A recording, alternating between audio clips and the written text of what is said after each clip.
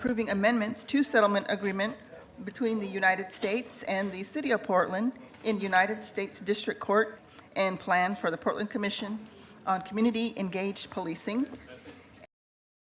Hi, my name is Lindsey Burrows. I'm here representing the Portland chapter of the National Lawyers Guild, pronouns she, her, hers. I have a brief prepared statement, and I'm happy to answer questions. The NLG wishes to express serious concerns about the policy changes that are before you today. The policy changes are too numerous and have been public for too short a time for meaningful community input this evening. We ask the city to take time to reflect on the community feedback presented today and postpone the issues to a later date when they could be more thoughtfully considered. Speaking first to the proposed compelled testimony ordinance, the NLG has provided a detailed legal memo to you, and we strongly urge the city to immediately adopt a proposal requiring compelled testimony within 48 hours of a deadly force incident. Can I ask you a question about that? Yes, Because please. I would like your professional opinion on Yes. that. So I understand why you're asking for that. Yes. And I understand the effect of it. But if it results in an indictment being dismissed, how would you and others react to that? Our position is that there's an extremely low chance that an indictment would be dismissed. So the problem with the DA's analysis of the issue is that the Court of Appeals has decided it. So the DA is saying, Commission, the Court of Appeals is wrong.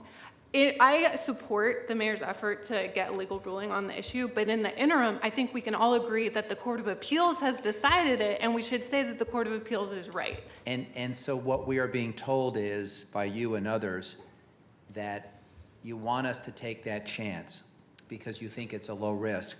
We've been taking that chance. Correct. But we're also being clear to the community that it is not without risk. I think that's absolutely right. I mean, how many indictments have been returned? Understand. That's the issue here. Fair The administrative interview has to happen because in some cases it's the only oversight of the issue, and it's the risk that the prosecution wouldn't go forward is such a low risk, especially because we have the Court of Appeals telling us that the remedy for an Article 1, Section 12 violation is use and derivative use immunity, not transactional immunity. Soriano is an entirely different circumstance where a statute granted, and our full legal analysis goes through it. It's complicated.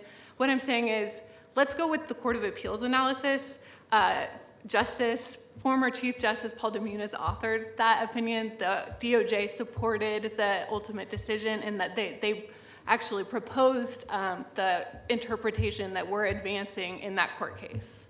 That could not have been clearer, so thank you very much. Okay, thank you so much. It's 6:30, and that was extremely clear, and I appreciate it. And so specifically, you're asking us to take the draft policy that would otherwise be held in abeyance until a ruling and simply implement it? I'm saying let's compel officer testimony within 24 hours and seek a court ruling. But in the interim, let's not wait around for the criminal prosecution to be over to compel testimony. One of the items, I believe, before us is the draft policy, but it would not be in effect until a ruling.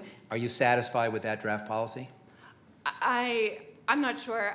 My position is the testimony needs to be compelled as soon as possible. The problem with the draft, as I understand it, is that it allows the DA to make the decision about whether the compelled testimony should happen. I think as a rule, the compelled testimony should happen as quickly as possible, at the very latest within 24 hours. With respect to the proposed ordinance seeking to modify the settlement agreement, the city's proposed changes remove two necessary components of successful police accountability: community oversight and public transparency. The NLG wholeheartedly defers to the expertise of the AMA Coalition on this subject and supports their position. Regarding the proposed IPR modifications, the NLG would like to see a more significant change toward truly independent investigations by the IPR. I mean, the IPR maybe should be the entity conducting the administrative investigation, such as the power to compel testimony.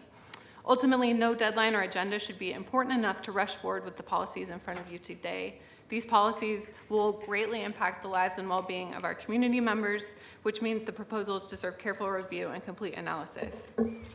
Thank you. Thank you very much. Thank you.